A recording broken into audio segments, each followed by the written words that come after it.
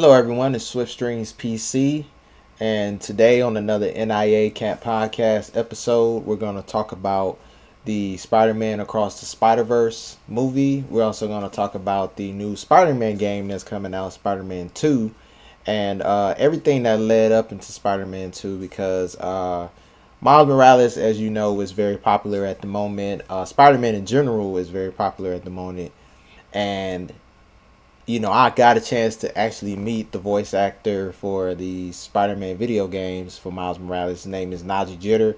I'm going to have that interview on here. We're going to talk about it.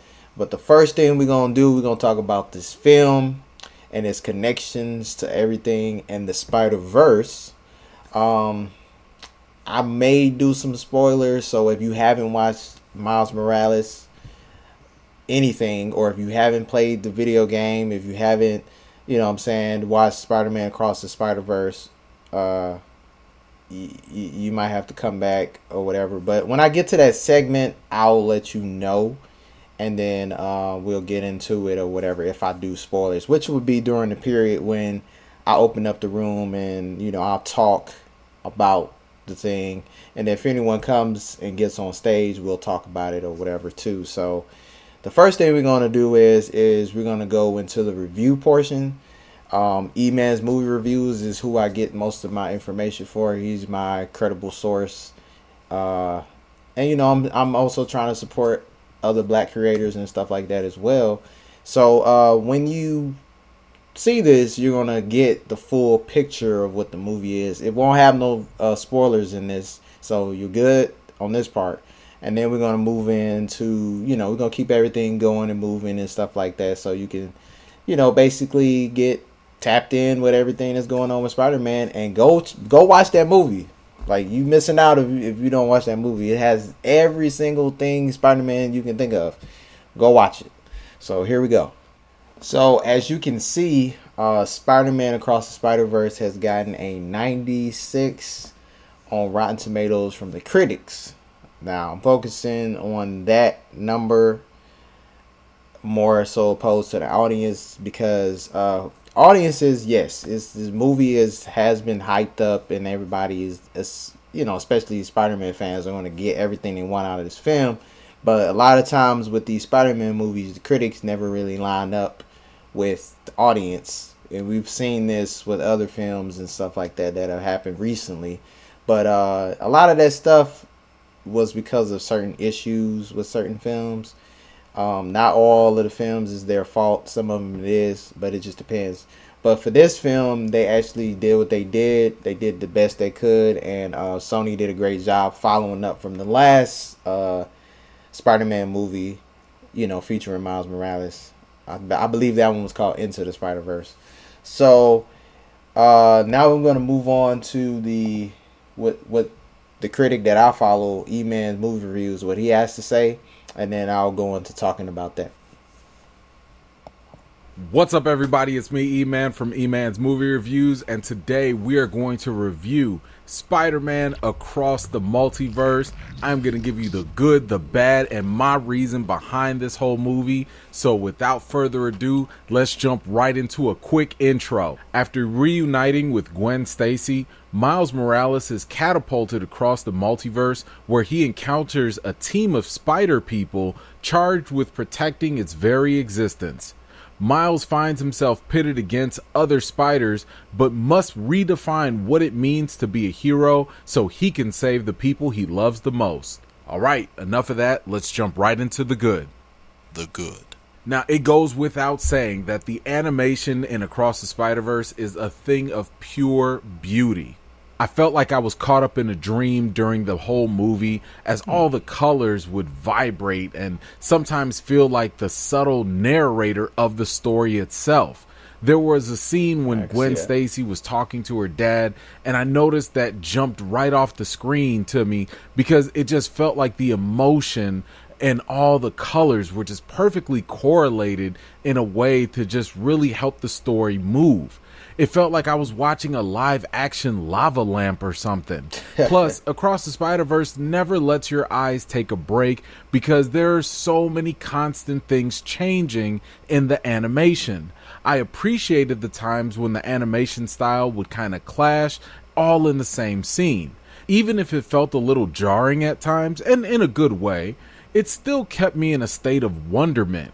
Thanks to the animation, we got a chance to see some mind-bending action sequences that were a pure joy to watch. And I have to talk about the fact that this movie had some of the most intense action that I've seen in a comic book movie in a very long time. Miles' battle with the villain Spot was unexpectedly incredible to watch. Now, y'all see this right here? If you go to theaters, right, and you go and see this movie, this junk was hilarious. Like, bruh, a guy that has basically like interdimensional holes in his body. Like, I would have never have thought to make a character like that, and then to see it animated and done in such a cool, unique fashion. Oh my god! Like, whoever made this movie, bro, you know what you're doing. Like, this inspired me to change some things up in my head about how I perceive what I'm doing for my own comic book, you know, because I'm working on my own. And stuff like this got me like, whoa, like, you really thinking outside the box in this one. Even with the comedy and stuff, like, it all fit. But, yeah. However, I think what takes the cake here is that ultimate crazy wild spider chase scene that you've probably seen in the trailers. There was simply so much going on that I almost couldn't keep up. Not only was there a lot going on, but along the way, the cameos were such a nice treat that were tossed in. Yes, there was some long-awaited fan service that was added, but it felt so earned and satisfying. Now, when it came to the writing for this movie, I thought it was absolutely superb. Many of the high-level concepts dealing with the multiverse were presented and explained in a way that were pretty easy to follow. At the same time, the stakes and sense of urgency in the story never felt lost among all the fun and exciting things that were added along the way. The comedy in the movie landed almost every single time. I absolutely had a blast, especially with India's Spider-Man. The back and forth banter and quick one-liners from many of the characters were utterly hilarious. I appreciated the movie finding a great balance between being dramatic and adding some levity. Now, speaking of the actual drama in the movie, I gotta say, some of it was pretty heavy, but I have to give a lot of credit to the voice actors. Thanks to some great voice acting from both Shameik Moore and Haley Steinfeld, both of them delivered great performances during some really emotional scenes in the film. Their voice work perfectly lined up with the direction of the scenes and never made me think twice about their delivery. Now, Oscar Isaac, oh my goodness, my man was really intimidating as Miguel O'Hara. He set out to play a no-nonsense Spider-Man, and he passed that test with flying colors. I think one of the best things about this movie is that it managed to capture the essence of what makes Spider-Man within the themes that they explore in the film. I was absolutely blown away at just how precisely this movie was able to exactly pinpoint what makes Spider-Man so endearing and relatable. Rather than simply relying on the low-hanging fruit of talking about great power and responsibility, this movie went even deeper. The theme of sacrifice and how it relates to the definition of Spider-Man was incredibly thought-provoking.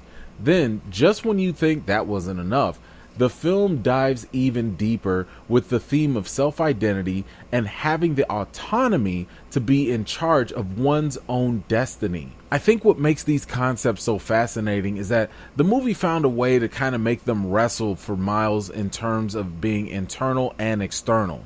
In other words, the fact that he has to juggle his personal issues right along with the huge, potentially world-ending stuff that's going on, it kind of makes you want to root for him all the more.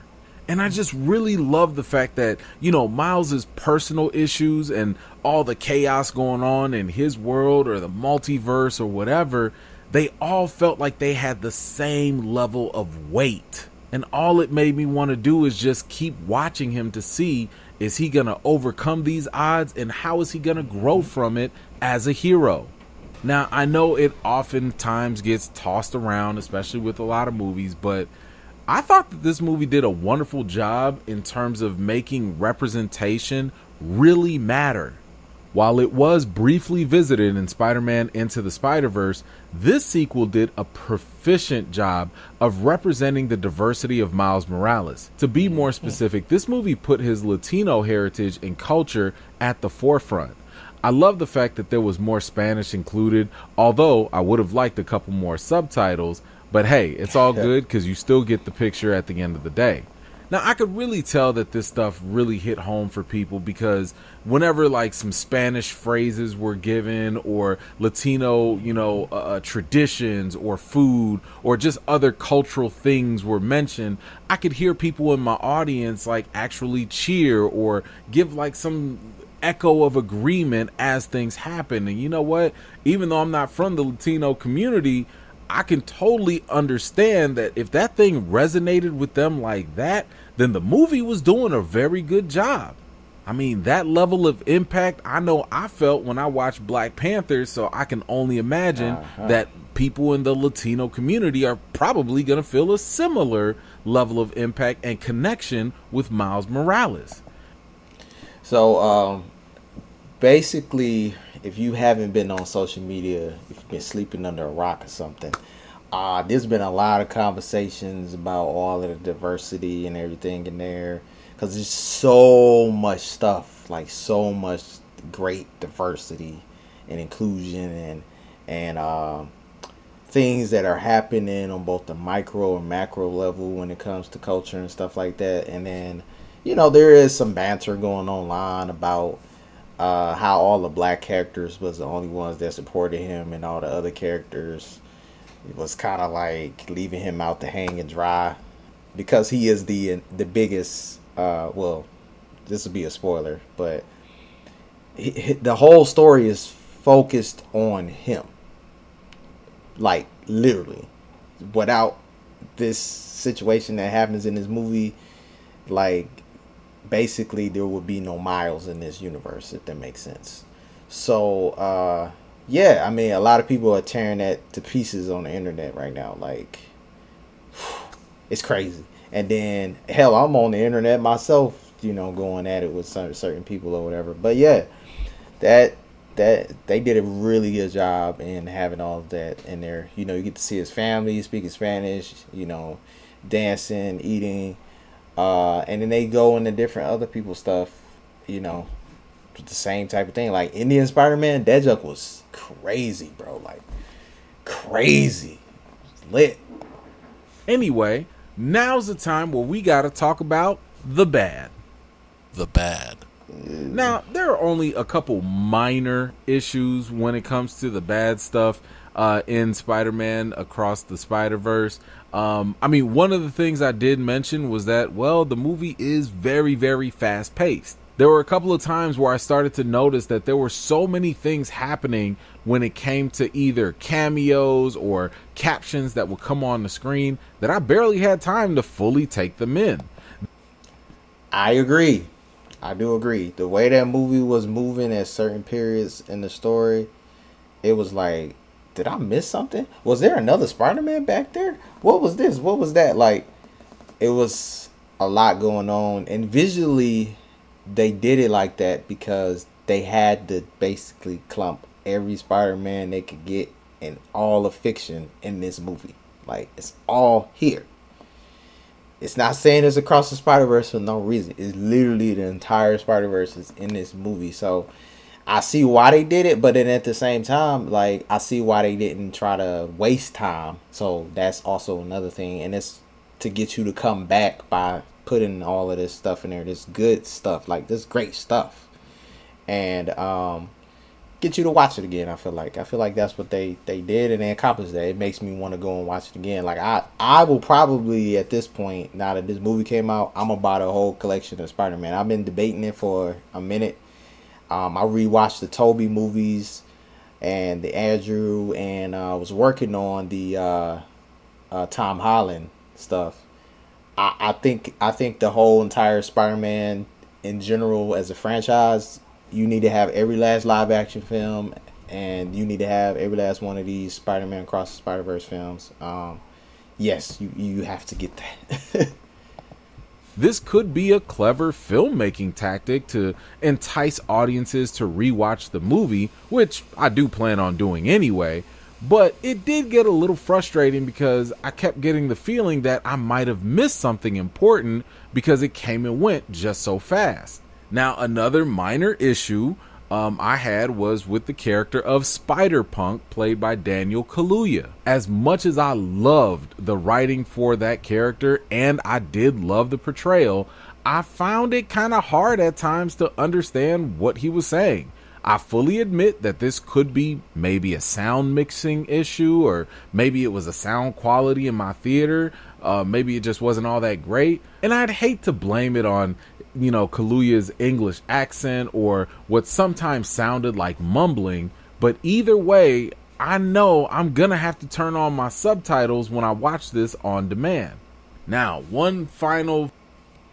Now, I would say the sound quality for the film was a little rough, just overall in general. I don't know if the people who were mixing the film didn't turn the volume up, because I heard of that online, that was a thing, that the volume was bad or whatever. So I'm hoping they either do like a re-release, or they do it like they fix it on the Blu-rays or the DVDs, because I want to hear what's really going on. And I've had this issue again with another animated movie. I believe it was like I think it was it Dragon Ball Z or something? It was one of those movies, anime movies, and they've had issues too. So this isn't nothing new. This happens. It's normal. It's completely normal when you're dealing with voice acting and recording, much like how this podcast is getting recorded.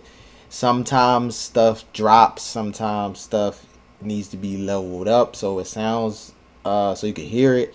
And what might sound good in your headphones versus what sounds good when you play it through your speakers is a whole nother thing. So you got to do both. You got to make sure it sounds good in here, and you have to make sure it sounds good overall. But typically, if it sounds good coming out of your speakers, it should sound good in your headphones. You may have to turn the volume down, but it should sound just as good coming out the speakers, and vice versa. But it's kind of hard to do that sometimes, and that's just a part of,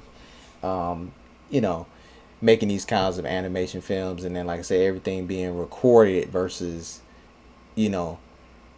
something that is being recorded in live action, if that makes sense. Minor issue, again, these are minor, is going to be the inclusion of Gwen Stacy's story in this film. After taking some time to think about it, it felt a little bit overstuffed from a narrative perspective. That isn't to say that Gwen's story wasn't important or that it wasn't compelling. I quite liked her story, actually, especially her relationship with her father. That really hit home for me. My issue is that Gwen's story kind of co-opted Miles' story unnecessarily. I thought that it probably would have been more effective to maybe hint or reference some of her issues and save some of that story for her own movie. In other words, I felt like the movie kind of sort of did a disservice to both Miles and Gwen. I mean, this is Miles' story, and there were times when we talked about Gwen where Miles was nowhere to even be found. But then again, I'm also like, Gwen's story is really interesting and good, and she deserves to have more screen time than just, 10 minutes here or there.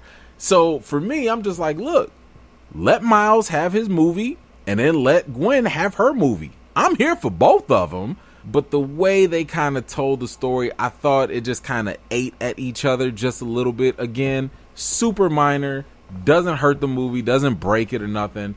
I just thought that it could have been handled a little better, because I was like, I want more Gwen. And yeah, I want more Miles. But anyway, let's get on to the reason.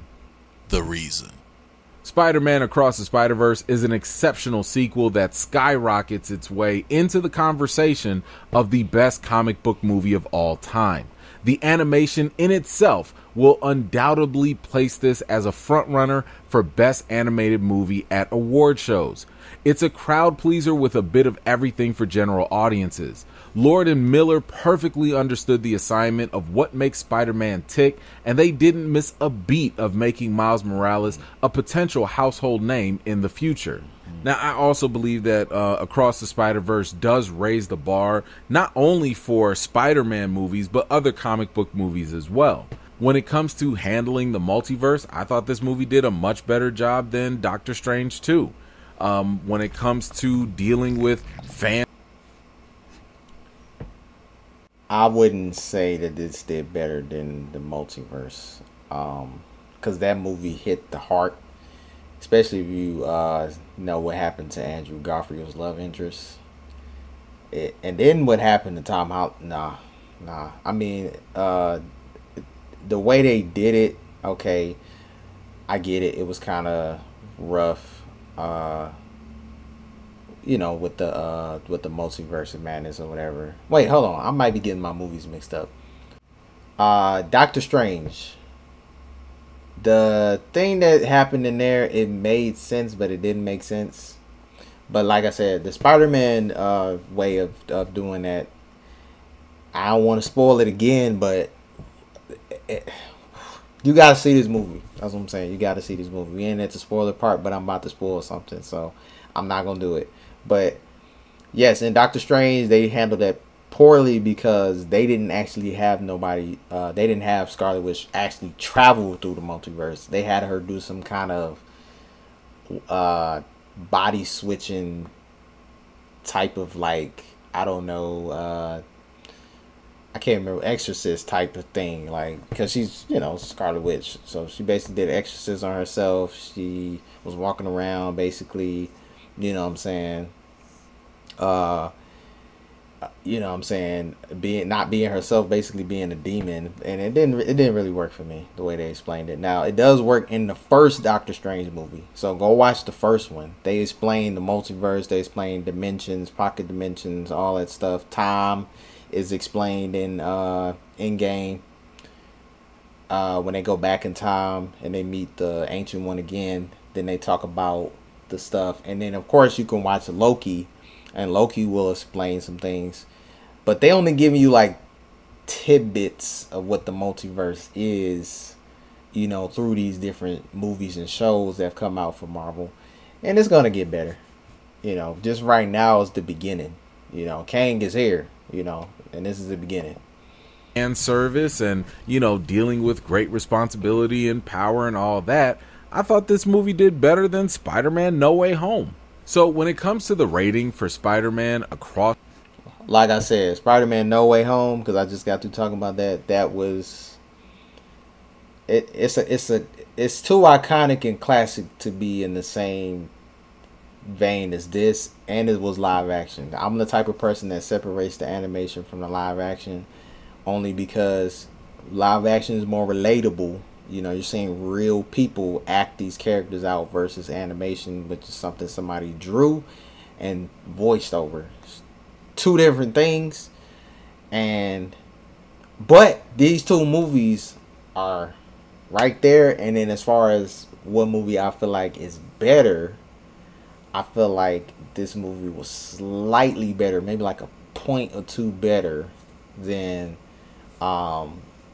Spider-Man. Than Spider-Man No Way Home. And the only reason why I say that is because the way that they told this story and how they focused everything together, and the fact that they was able to give everybody enough screen time to tell a cohesive Spider-Man story. I mean, it was just, you can't ask for a better story than this. And then, you know, not only that, but they managed to do that, hit you over the head with not one Spider-Man, but like 2 or 3 different Spider-Man. So crazy. But yeah. the Spider-Verse, I've got to give it a 9 out of 10. This movie needs to be seen ASAP. There are some fun surprises in the film that you don't want to have ruined by the internet. Also, the multiple cameos and references to previous movies are going to be way more enjoyed in a communal experience in theaters. Spider-Man Across the Spider-Verse is exactly why people go to the movies. I mean, this movie really did feel like an event. You know, and by the way, I would also say that you don't have to go see a whole bunch of other movies to get it. Maybe it wouldn't hurt, though, to go back and rewatch Into the Spider-Verse before you go into this movie, just to kind of keep things fresh. It's not necessary, but it wouldn't hurt. And by the way, there is no post-credit scene at the end. So don't feel like you got to sit there and wait because there's nothing there. Anyway, do you plan on watching Spider-Man Across the Spider-Verse? If and when you do, come on back to this video and let me know, what did you think about the movie? I want to thank you all for taking the time to watch my video. I really appreciate it. If you're new here and you like what you see, don't forget to like this video, subscribe. And so, yeah, that was the review from one of the critics, like I said, E-Man's Movie Reviews, and he basically talked about Spider-Man Across the Spider-Verse, the good, the bad. You guys let me know what you think in the comment section. So, like I said, the critics on Rotten Tomatoes gave it a 96, audience score of a 95, and it's pretty much been ranked pretty high across the board. There's a couple of people who try to downplay it. Screw them. You know what I'm saying? We gonna hype this thing up because it was great. And now I'm gonna move on to what happened within this period of Spider-Man, right? So I went to some cons. I went to MomoCon back in May. When I went to MomoCon in May, I met Nadji Jitter, Spider-Man Miles Morales from the PlayStation video games, and I got to interview him. And just recently, I also got to meet him again at Ranger Stop and Pop Atlanta. That's also downtown as well, at the Sheraton Atlanta Hotel. And I got some free tickets from Karen Ashley. You can also see that on my social media as well. And we'll look at Instagram real quick so you can kind of see, you know, what your boy been up to as of late. And as you can see, I got a picture with him that was at Ranger Stop, and I got him to I got a shout out for Fanbase when I was there as well. Let me see, will this play? Oh yeah, it'll play. Shout out to Fanbase. Shout out to Fanbase, y'all. Y'all heard it here. Shout out to Fanbase. Oh yeah, we here. How's the games? I got you. Yeah, my boy.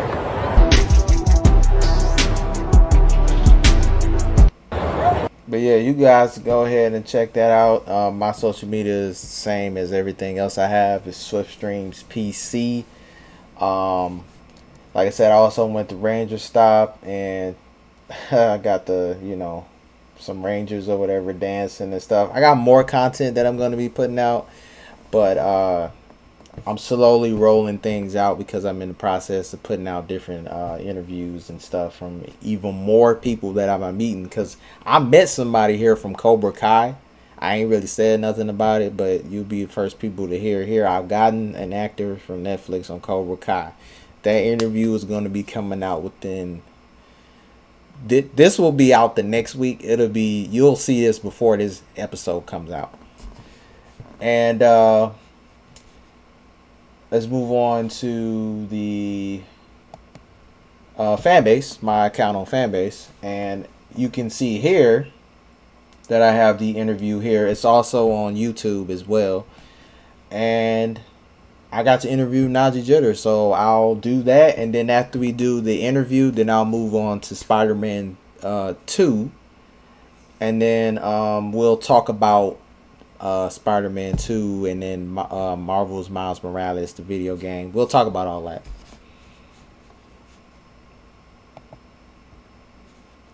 So this is the Nadji Jitter Fanbase app interview at MomoCon 2023. and it's on my social media account, SwiftStreams PC.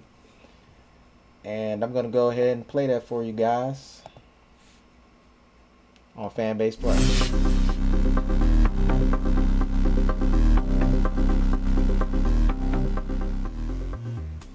Alright, I'm SwiftStreams PC. Yes, sir. Fanbase. We are here live at MomoCon. Nadji Jeter, Miles Morales, and Sam from The Last of Us. I want to come see y'all, man. So come on out to MomoCon. Yes. So I'm here to get an autograph right now. Yes. Favorite part. Thank you, sir. Thank you. And you're getting one mighty fine print, sir. Yes, I want to sir. say this is one of the best prints now. Right. You got him right there. You see him right there. And so I'm just here to say, hey, I appreciate what you're doing. Fanbase, we would love to have you on our app. Yeah, shout out to Fanbase. Shout out to Fanbase. Your boy right here doing an amazing job, man. Oh, yeah. And tell me, what was your favorite thing about being on this Spider-Man? Oh, favorite thing about just being on set Spider-Man just in general? Yeah. The impact it has. The impact, man. I get to see y'all and y'all tell me what I've done for y'all in y'all's lives as far as just keeping everyone just headstrong and focused and how impactful Miles' character is. So, I'm meeting everyone from kids to adults to every race to every gender. So it's been amazing, man. Like, Miles is for everyone. Anyone can wear the mask. Oh yeah. Agree, and I love it, man. Thank you, brother. Thank you, man. For real. Who's that interview? So I was getting my autograph signed, and it's funny what happened next.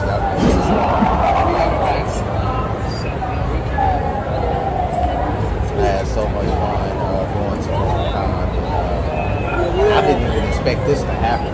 Like, I literally was like, wait a minute, Miles Morales is here? Oh my God, like, I gotta go and talk to him, you know what I'm saying? I just had my camera ready, and he was like, who you with? I was like, I'm with Fanbase, let's do it.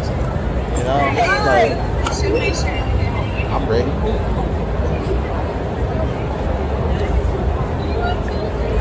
Alright, there we go. Man, let's go. We in there. See right there? See that? It's listen. Yeah, exactly. Exactly. You getting it right. Yeah. Appreciate it. And then he did a shout out to Fanbase.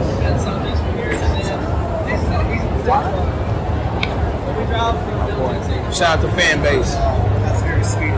Shout out to Fanbase, y'all. Y'all heard it here. Shout out to Fanbase. Oh yeah, we here. How's the game? I got you. Yeah, my boy. Alright.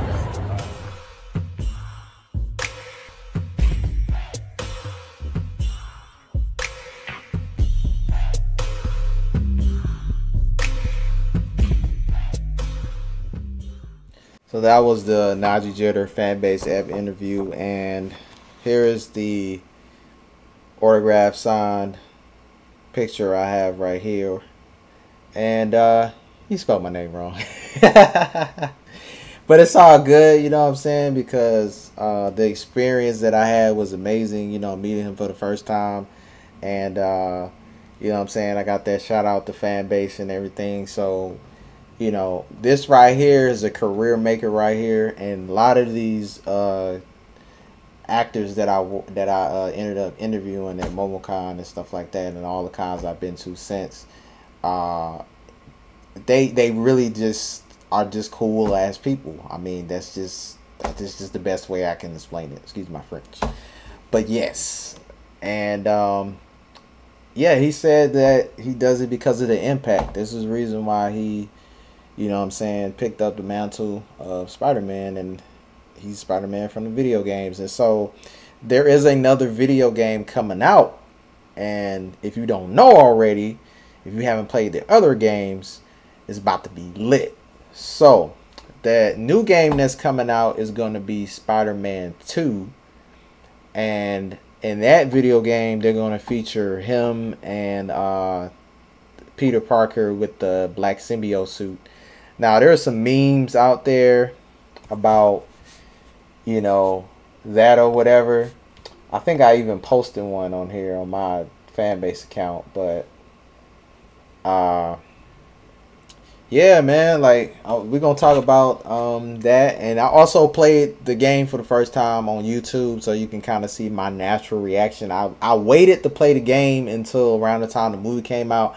Like I said, I did not expect this to happen, so I'm not caught up on the entire Miles Morales game. Now, I did play the Marvel Spider-Man game, the first one. I did beat that, and his role in that game was amazing because he basically was helping Spider-Man in scenarios where he didn't even have powers yet. You know what I'm saying? Like he just didn't have powers yet, and that kind of led up to him getting his powers in that version. Which we're in the multiverse now. We're in the Spider-Verse, so I'm not gonna spoil nothing. But I mean, there's a reason why that game is so popular, and now it's going to be even more popular. Spider-Man toys going to be flying off the shelf. Comic books going to be flying off the shelf. Hell, this thing right here probably worth at least $1 billion now. I'm putting that into and speaking that into existence. This is worth $1 billion. So yeah, we're going to talk about the video games because I am a gamer, and that's what we're going to do here. So this right here is the first Spider-Man game. Like I said, I beat this one. I beat all the DLC. At the end, you pretty much fight the Sinister Six at the end, and it's crazy. But Miles is, like I said, story in this is he basically helps Spider-Man in situations where, you know, either he doesn't even know he's helping Spider-Man, or he just ends up in some mess, or he helps Spider-Man in situations where he's in the area and Spider-Man is like, hey, you know, help me with this, and or you're there like, no, you shouldn't be there, and then, you know, he helps him. But you don't get to play as Miles in this version because this is Spider-Man's game basically, but they do set Miles up in here, as you can see. Now when we go to Miles Morales Spider-Man, you actually get to play as Miles Morales. So basically what happens is in this game is in this game you basically can Peter Parker goes out for Christmas, and then you turn around and then you can play with Miles while Spider-Man is basically gone out of town on vacation or whatever. And what's up, Katie? How you doing? What's good? What's good? What type of games are being played? How's it going down? You said what? I quoted DMX. I said, what type of games are being played? How's it going down? Oh, nothing. I'm just doing a podcast and talking about the Spider-Man video games, and I just talked about my interview with Nadji Jitter and stuff like that. And I was about to get into talking about Spider-Man 2 after I talk about Spider-Man Miles Morales. Do your thing, bro. I'm just popping in. Take a listen for a few. Oh, okay. All right. No problem. But yeah, with this Spider-Man game, like I said, Spider-Man's gone. So when you're on here, you know what I'm saying, you getting the whole, like, laundry list of things that he can do. Like, you're getting all the combos, you're getting all the suits of Miles Morales. You know what I'm saying? This is his game 100%. You know what I'm saying? It got a super high rating. It was pretty good. Haven't finished it yet, though. I'm going to finish this soon, but haven't finished it yet. I actually probably are going to stream this game probably Wednesday. I should be home, and it'll be in the mornings because that's when I do most of my content, in the mornings. And I'll stream it again. And like I said, my first experience playing this, I didn't know dude had the hands, bro. Like, he punched Rhino in the head. I'm talking about, damn, that knocked his muffin cap off. Like, broke his horn off. Like, what? But so now I'm gonna play the Spider-Man 2 trailer, and then I'm gonna talk about that.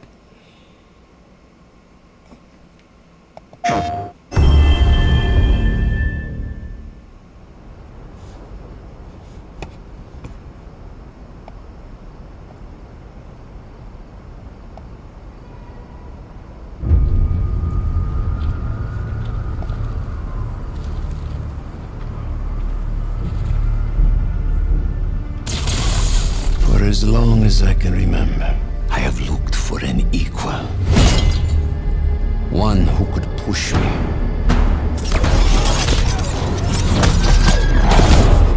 One who could surprise me.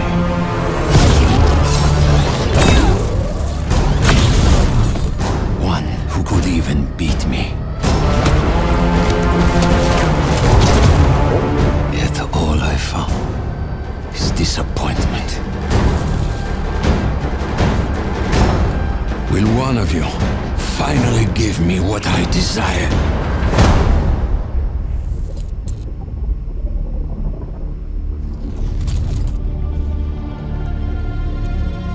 Yes, we will.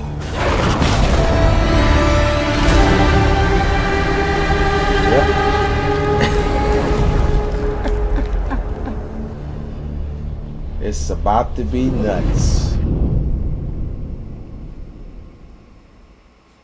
PlayStation. What's up, everybody? Hey, what's up down there? I just got through playing the Spider-Man 2 trailer. And whoo-wee, it's about to be crazy. The movie already, right? Yeah, I saw the movie already. I just got through talking about the movie, but this is at the point where I'm opening a room up where everybody can talk about it. Okay, I love it, but I only got one gripe with what everybody keeps saying. What's that? It's the best Spider-Man movie ever made, and they're comparing it to real movies. You can't do the same thing with animation you can't do the same thing with real movies that you can do with animation. Animation gives you a whole slew of stuff you can do. So I understand where everybody's going with it, but it's not a fair comparison. Yeah, I keep saying the same thing. Because like basically like live action is more relatable because you're actually seeing live actors reenact stuff or whatever. Animation is like somebody's drew that and then somebody voiced over it, so it's just different. Like you can't really compare the two. Now I will say there's two Spider-Man movies that are the best in their respective categories. I would say this is the best animated Spider-Man movie, you know, or animated movie in all of animation. And then as far as like the best Spider-Man movie, I would say for me is No Way Home, just because, you know, I grew up through all those movies, and the part with Andrew Garfield really got me because, you know, he lost his Gwen, which I thought was kind of messed up how that happened. But then also Tom Holland finally had his dark moment where he finally, you know, had his Uncle Ben moment. So I was like, dang, like they ain't holding no punches on this. Yeah, but that's what happened to him in the comic books, though. Early on, Spider-Man was dating Gwen Stacy, and she wound up getting killed by the Green Goblin. Oh man, that just sound messed up. Like you dating a girl and then she just turn around and she gets killed. I can see if she passed away from natural causes, but somebody killed her or had a No, he did it. He did it the same way they did it in the movie. Basically, remember when he was on the bridge and they had the card? Yeah. He what's saying, told to choose. He said you pick one, and he dropped both of them. Yeah, yeah. That's pretty much what he did in the comic book, like back in the '60s. He said pick one, and basically you got the choice. And so the same way she died because of the force of her drop. So the death was actually authentic in the movie, but it was in a different situation. I don't know if it was Brooklyn Bridge. It was one of the bridges in New York. Dang, it's like that? Yeah, it's like that. I mean, they used to kill comic book characters back in the day easy, you know, because ain't nobody really cared because it was new. You know what I mean? And so characters came and went. And so that's why they wound up bringing it back and doing different things. Because you got to think about it. You got the Amazing Spider-Man, Spectacular Spider-Man, Spider-Man. Then you got Spider-Man Has Amazing Friends. You had so many different Spider-Man comic books and Spider-Man storylines that they could just interact and change the continuity of the stories. That makes sense. That definitely makes sense. And the crazy thing is that most of us went in there knowing that something bad was gonna happen, because we was like, somebody gonna die. Like, nobody really was saying who was gonna die, but we was like, somebody's gonna die, because they also killed Harry off in all those movies, you know, and all these different comic books and stuff. And I was like, it's either gonna be Harry or somebody we never heard of that's gonna die in one of these movies. And then, it wound up being Gwen, which was a surprise to me, because in the first movie I thought they were gonna kill her off. I was like, damn, that's kind of quick. But then they didn't. But then when she fell that second time in the movie, I was like, oh, nah, she did. Yo, I was like, how the hell did he miss the web to get her in time? Like, I mean, I understand they did that for dramatic effect, but it couldn't be me, man. I would have got up there. I would have been like, where you at, Harry? I'm gonna strangle you. There's no way you getting away from me. Don't get that man black suit Spider-Man. Just don't. Because he gonna pull up on him like he did in 3. And it ain't gonna be cool. Yeah, it ain't gonna be nice at all. Nah. But, you know, overall to me, I'd say the best Spider-Man movie to this day is Spider-Man Part 2. Spider-Man when he fought Doc Ock, that was the most true-to-life Spider-Man comic book storyline ever. Even to this day, I mean, it's dated when you look at the effects, but when it came out, that shit was fire. Like, it was a ball of fire. And then, you know, Spider-Man 3, I liked the Amazing Spider-Man. A lot of people didn't like it. I liked Andrew Garfield. I didn't complain because Garfield movies. And people got upset about it. But, you know, then with Tom Holland, I like Spider-Man, and they fixed it with Tom Holland. But the only thing I didn't like about it was everybody figured out. Oh, so you saying because everybody saw he was Spider-Man, you didn't like it? Yeah, because it takes away from the whole story. And then, you know, to me, trying to team Spider-Man up with a bunch of kids and all that stuff, I hate that with these movies now. It's like, even with Black Adam, that was the main reason I hated Black Adam. What the hell is a little boy going to tell a superpowered man what to do? Like, seriously, come on now. Like, that whole part of the story made no damn sense to me.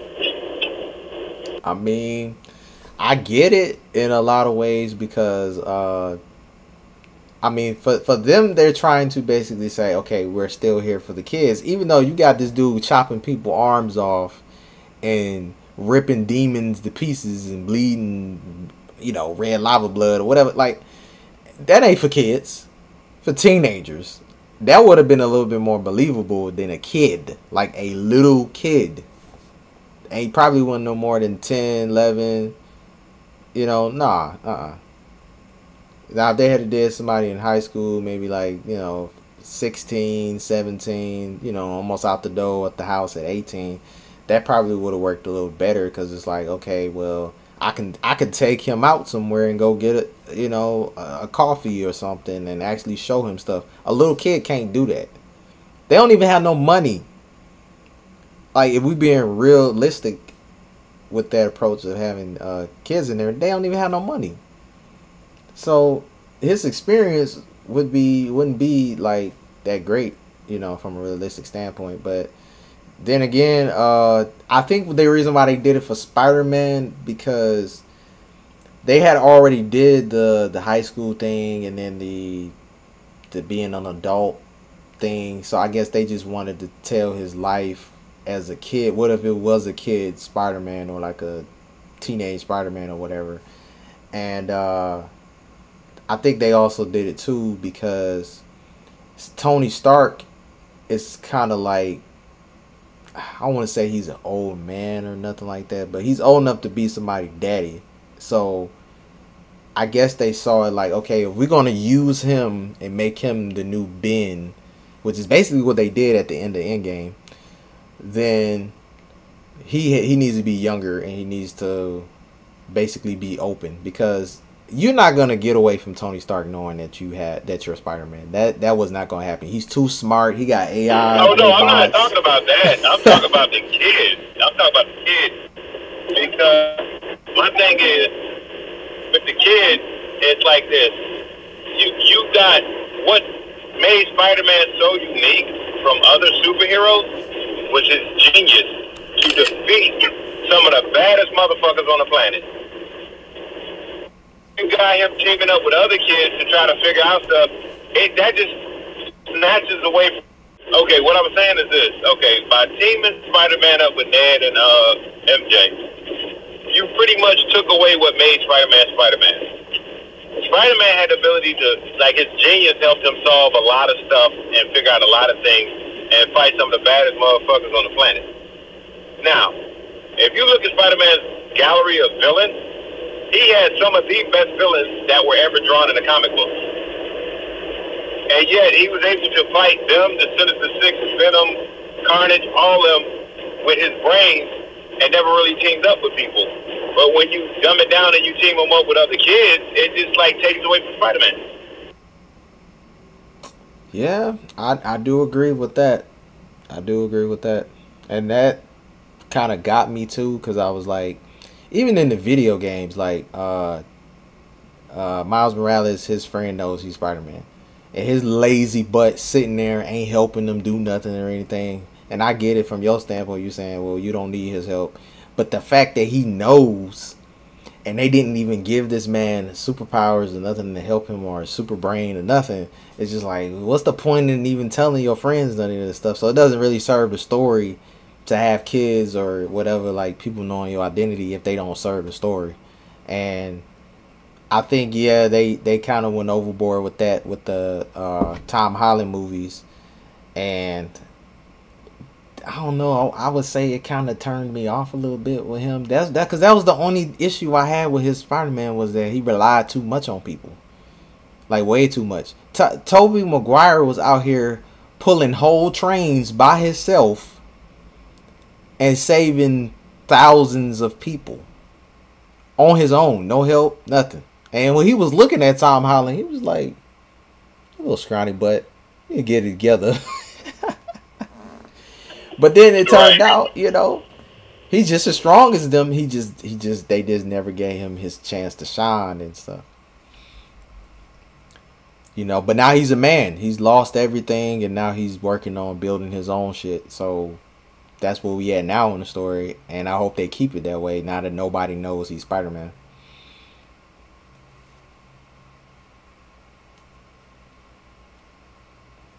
And I think they kind of messed that up a little bit too with the Andrew Garfield one, because they had a bunch of people in there that wasn't really serving the story too much, especially in 2. Because I'm like,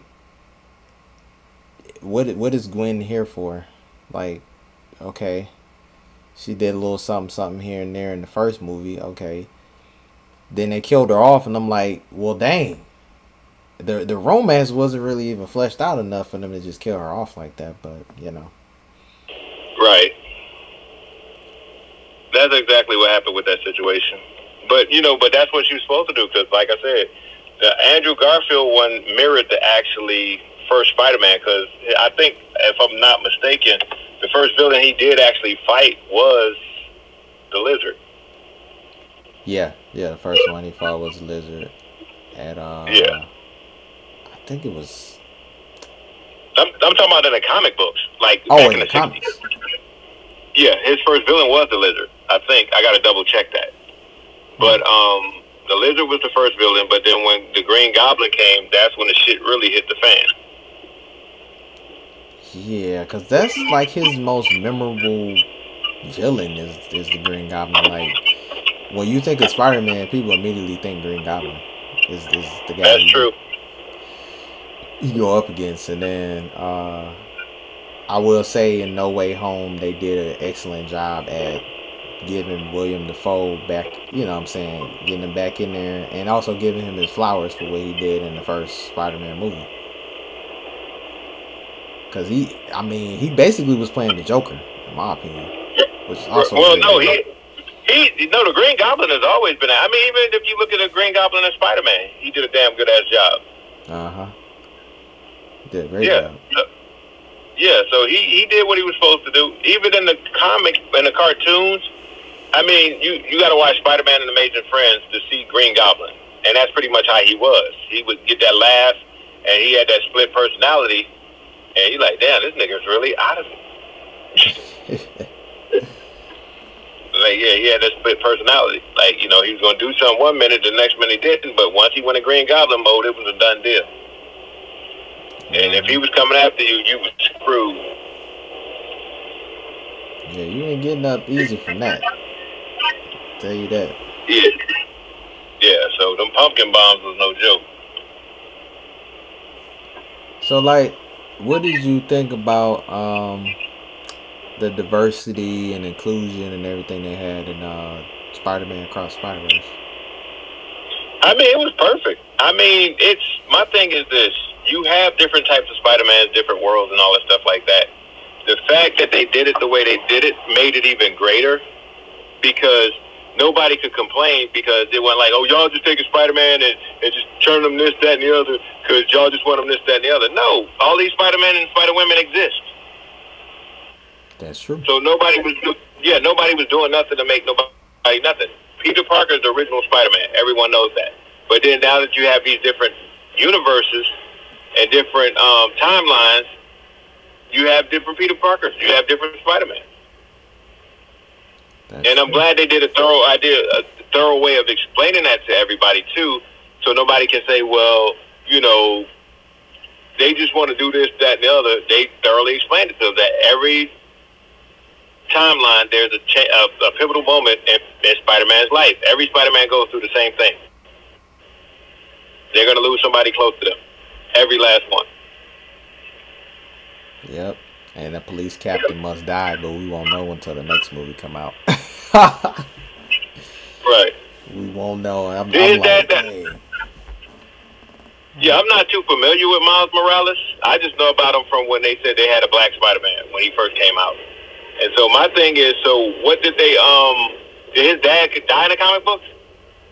I don't know, because I'm not really a comic book reader, even though I know how to make stories and do all that stuff. I never really read in comics for real. But with this, I do plan on getting me some copies and reading him, because from what I'm hearing, I think it was his dad did pass away. He did in the game, you know, the video game. He did pass away in the video game, and then it was just him and his mom. So I'm thinking it's probably somewhere like that. And I think what happened was, well, from what I seen in the game or whatever, like his dad was trying to save him and ended up getting caught in the crossfires of what happened, and then he passed away in the active duty because he was a cop. Oh, all right. Yeah. And that's what they was explaining. Every Spider-Man has a tragedy. Yep. And to see us knowing this stuff from being fans of all the different stuff they've been putting out for Spider-Man Miles Morales, it's like, bruh, is they gonna kill his daddy? Like, because the whole thing about the theme in this movie is family, like not just your mama, like your mama and your daddy. You know what I'm saying? You know, they love to tear families up in these superhero movies and stuff. But it's just a part of how they write those stories, you know what I'm saying? One of them gonna have to basically be sacrificed for the greater good, because after the sacrifice happens, then you have more of a sense of duty to being a hero, so that doesn't happen again to somebody else. And then his dad being a cop, it hits home even more, because it's like he's already doing that. He's already basically a superhero. Right. Well, I laugh at all that. Somebody got to die tragically to make somebody a superhero. That shit is so played, it's ridiculous. But it works because, like, it depends on how you do it. Because, like, for me, I hate it. I know it's a trope, but I still had to write it in my own story that I'm doing because you can't really be a superhero. And I've seen this issue when they had Black Lightning going on TV. And then you got to figure out what your kids doing, what your wife's doing, and what their grandma doing. Like, ain't nobody got time for all that. I just need to be out here saving people and not have no distractions, basically, when I'm doing what I need to do. Or if I'm stopping an evil organization or something. And that's why Batman did what he did and ain't had no relationship. Right. Because you're going to have that distraction. Right. It was easier for him to do what he needed to do. Yep, and it sucks too, because he out here having babies out of wedlock. Because you know that next Batman movie coming out, it's supposed to have his son in there. Damian Wayne? Yeah, he gonna be in the next live action Batman movie. Now we hoping it's not like a comedy. Is Nadji gonna be in there? Huh? Is Nadji gonna be in there? Probably so. They haven't really announced anything about it just yet. We just know that it's a part of the James Gunn verse. And I think this makes sense from a certain standpoint, because if he does anything that he's done with like the Guardians and Peacemaker and all that stuff, I could see this Batman being just a little bit goofy, just a little bit, almost like George Clooney goofy, but then having like elements of the Dark Knight and Michael Keaton, kind of, you know, like that in between balance. I think he might aim for that kind of movie. Yeah, I don't want no comedy Batman. Fuck that.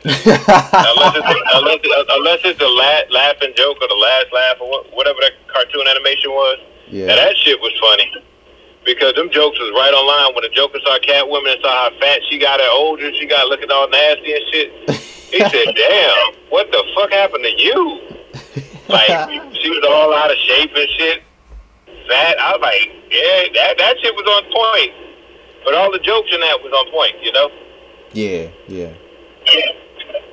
But I'm just saying, like, the relationship that Bruce and Damian got is funny. Because, like, the whole time when I was watching, because they got the movie out, like, the animated version of it. And Bruce was like, hey, I think Dick Grayson or something, Nightwing. He was like, hey, watch my son for a little bit. This boy that ran up on somebody, then almost chopped up a dude. He done beat the living brakes off of Nightwing. Nightwing had to beat his little butt. And by the end of it, dude needed to go to the ER because Damian Wayne, you just can't control that little boy. Like, he's a true, like, ninja, like, through and through. Like, and he has to basically, you know what I'm saying, learn how to be more reserved in his approach to being a superhero. Right. And you wouldn't have me watching him because I'll beat the brakes off that little boy. I said no, I mean no. Yeah,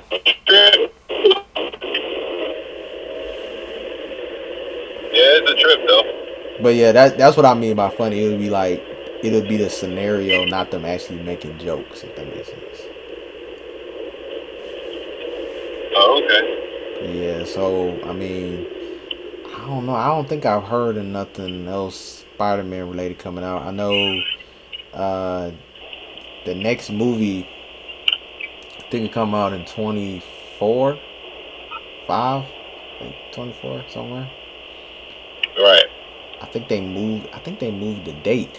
Then there was another movie that they trying to push over, which I would do the trailer and talk about it on here, but I ain't gonna do it because I'm sick and tired of Sony when it comes to these villain movies. Did you see the Craven trailer? Yeah. Oh no, people gonna go see Craven. That's the person. That's my favorite Spider-Man villain, bro. Like, they gonna go see Craven. That's no ifs and buts about it. They going to see Craven. But they need to stop giving them their money, because that's what they not looking at. When you give them their money, they gonna keep making them and think it's okay. That's what happened to Venom. Everybody went to see Venom and they was like, well, let's do it again. Venom 2 was trash. Yeah, they did Carnage injustice. Was that a pandemic movie? There was a, I think it was. I think it is. That's probably why. A lot of movies sucked during the pandemic. They just weren't done well. Because Carnage is so, like, in the comic books, man, when Carnage first came out, it was, what, 92 or 93? 93 Carnage came out. And, was it 92, 93? I think it was 92. 92 going to 93. I got those issues when Carnage first came out. Dude, that shit was unlike anything you ever seen before in a Spider-Man book. Oh, wow. And it was like, damn, you got Venom. Venom got a conscience because Venom ain't just gonna go kill any fucking body. But Carnage didn't give no fucks. That was the difference between Venom and Carnage. Carnage didn't give a fuck who you were. People were walking down the street and he was killing them just because they was in the fucking way. That Carnage was like that bad. Oh, man.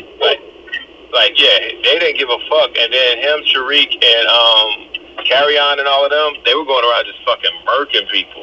And the storyline Maximum Carnage was exactly that. Like when he talking about there will be carnage in the book, Carnage was just at parks killing people because he was a serial killer. Now he had the power to just kill at will anywhere he wanted to. So he went out and did exactly that. Oh, wow. And that's like one of those freak stories where, what if you gave a serial killer powers? Right. And so it didn't make sense the way they did them, you know, the love story and, you know, this, that, and the other. And I'm like, shit, Carnage wasn't trying to rescue no fucking body. Carnage was an asshole, like, straight up. And, you know, straight up asshole. They keep saying, they keep doing that stuff because they gotta have something for people to do. And if Carnage is just being Carnage the whole time, then it's more of a monster flick than a, I don't know, villain or superhero, anti-hero flick, I guess. I don't know. Then I was like, you try to turn Venom into an anti-hero. I'm like, he's a straight villain. Like, what are we doing here? That's the thing. No, Venom is an anti-hero. He's been an anti-hero. Basically, Venom's only problem was Spider-Man. He never really was a bad guy. His thing was Spider-Man rejected him. He wanted to get revenge on Spider-Man, so at all costs, he was going to make Spider-Man life miserable. But he really wasn't a bad guy. Man, I liked it better when he just like, screw all of that. I'm with Carnage and we finna everybody up. That's the Venom I like. Because Venom was in control, not Eddie Brock and them sharing consciousness, if that makes sense. That's the version I like when Venom is in control, when he's the one saying, no, you finna eat these people, you finna blow this car up, and we gonna pretend like it ain't happened. But you gotta deal with it because you know what I did. Right. You know, and that could have made for a good villain movie more so than when they gave us, especially for the Carnage one, because it was like, well, they both should have been doing that together. And then that's when people like, but they haven't introduced Spider-Man, so they can't even do it because you have no superhero to stop him. Right. You know, it's like, you know, you trying to take two apples and that's green and make them red. It just ain't gonna work. Right. But, you know, I liked it for what it was because I was like, well, we finally got Carnage on screen. At least we got that. And it's entertaining. You know, I'll let my kids watch it when they get old enough to watch it. But as far as me, I'm like, I ain't adding that to the collection. I'm only going to stick with the original Spider-Man movies. Probably I'll get Craven because I think it'll be entertaining, even though my head canon is like, what the fuck are y'all doing? Like, I'm pretty sure it's people mad he don't have an accent and everything. So I mean, you know, he bit somebody's nose off. That's enough for me to get me in the theater. Unfortunately. Man, I saw that. I was like, wow, they gave away a lot on this one, didn't they? I mean, they had to because you see what happened with those other movies. Morbius. Oh, Morbius. Come on. Morbius was okay. It wasn't bad. It was okay. Morbius needed to be rated R. That's what that problem was. Morbius' situation was the fact that they waited so long to put it out that it didn't even make sense when they finally put it out. How you say that? Because, think about it. Morbius was supposed to come out after No Way Home, right? Uh-huh. Not No Way Home. Was it No Way Home? Spider-Man Homecoming. Spider-Man Homecoming. Okay. It came out after the second Spider-Man movie. It was supposed to come out between the first and second Spider-Man. Oh, shoot. Because no, it was supposed to come out between the second and third movie. My bad. Because remember, it came out. Yeah, it came out way late because after they thought he killed Mysterio. That's when he was a wanted man. That's when Morbius was supposed to come out. Oh, okay. But they took so long to put it out. It was just like everybody like fuck it at that point. Yeah. And then, you know, they were supposed to come out with Blade, and that hasn't came out with. Even though I know it ain't a Sony, probably is with Marvel. The fact that they missed the opportunity to link up and collaborate with that, and you know what I'm saying, and then it should have just been rated R. Like they was even talking about making the Blade movie PG-13. I'm like, what are we doing? Nobody can write a PG-13 Blade movie. I'm sorry, it's not happening. That's why it ain't getting made. That's why production is just not happening right now. Even though the writer's strike is gonna make that even worse. Okay, they already showed you that Deadpool can be rated R and make money. Stop playing with these characters. And the original Blade movies made money, I'm hearing. You know, the first one and the second one, I believe. And it's like, okay, it saved Marvel in the sense where some people trying to downplay that. No, it did, because it showed people that these superhero movies can be marketable. And the number one thing that I keep hearing that keeps pissing me off is superhero fatigue. It is not a thing. People are just tired of whack-ass superhero movies. That's what we tired of. Thor 4 was whack. Ant-Man and the Wasp was not that good. The Quantumania. What was the other movie? All those Disney Plus shows were mediocre.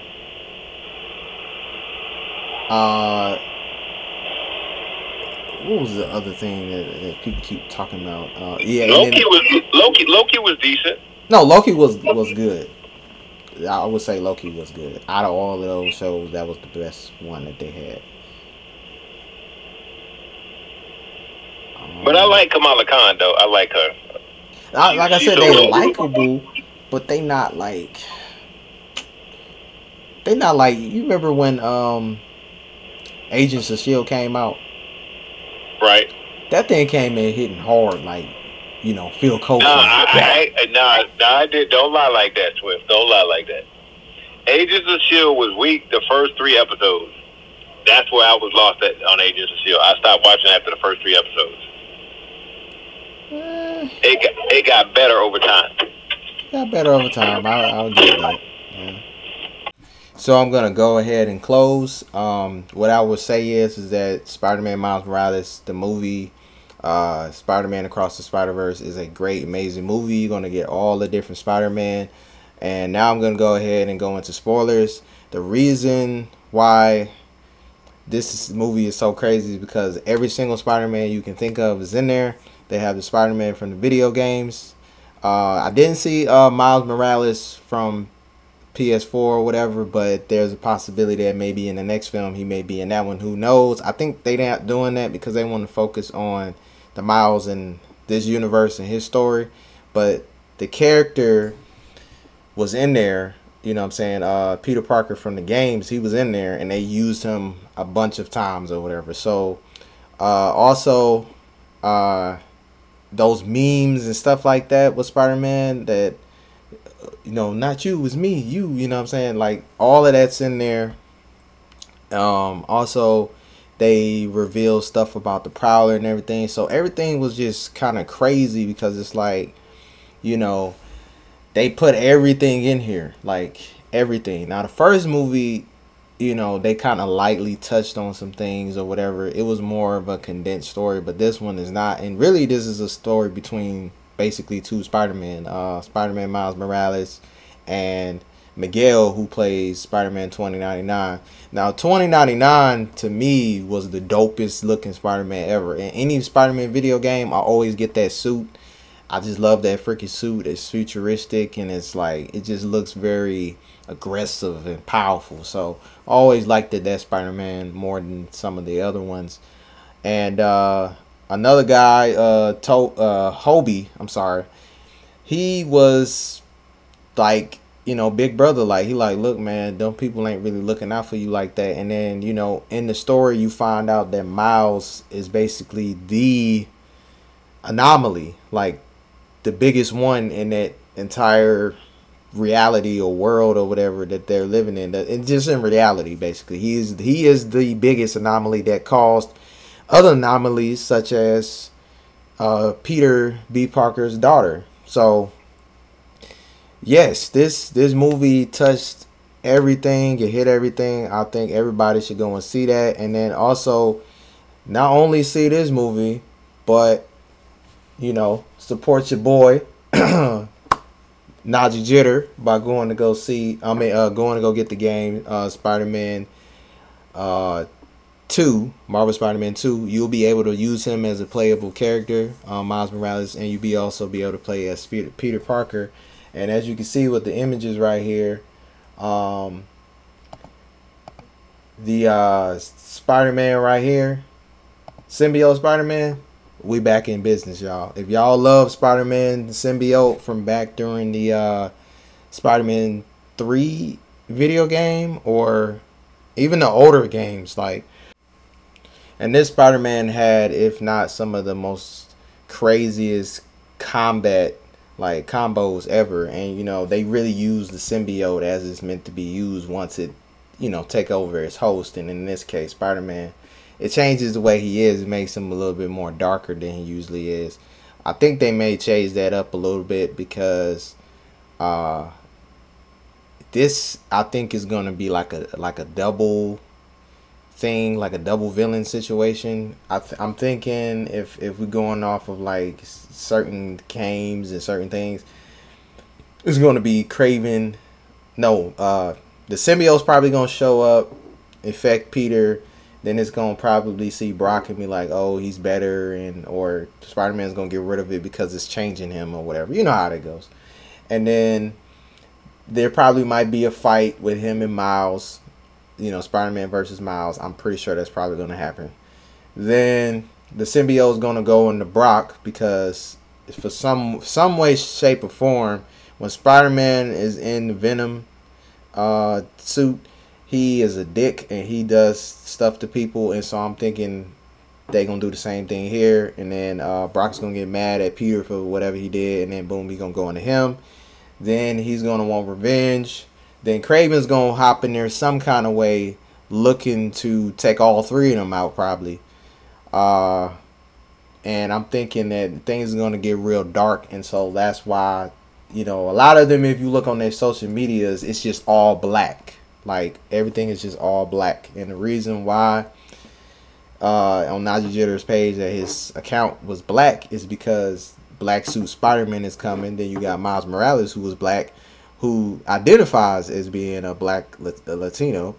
So, you know what I'm saying? That's what's going to be happening, y'all. So when that comes out, go ahead and tap in with that. And I'm going to finish Miles Morales, the video game. So I hope y'all can catch some of these streams and hang out with me or whatever.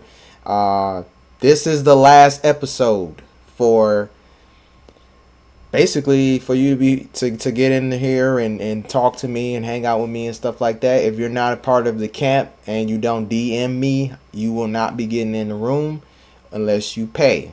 So if you pay, you can get in the room, and then when these episodes go out, you'll be seen as a featured guest.